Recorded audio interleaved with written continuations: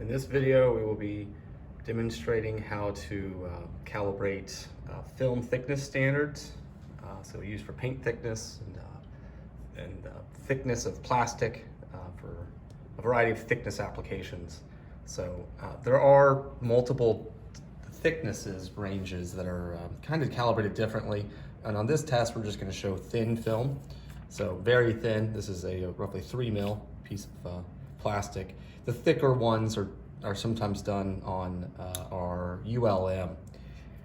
So in this test, we're going to use a surface plate and the inductive probe test indicator, which is a very small probe because since it's plastic, the deformation is important. So you need to have a very light touch in order to measure the plastic thickness. So here's the setup.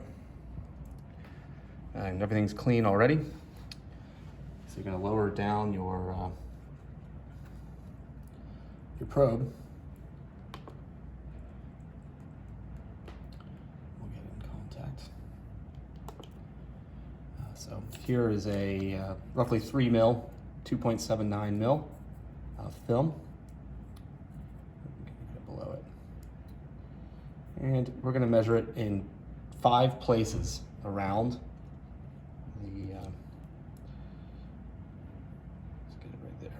I'm going to measure it in 5 places. So we have our first reading, 2755, our second reading, 2720, our third reading in the top left corner, 27, our fourth reading is 274, in the center, 2730. So we take 5 points around the block, in the corners, in the middle, in the working area, avoiding the edges. So it's really just a square of like the middle 50%, using a light probe that we've made sure has the right amount of force.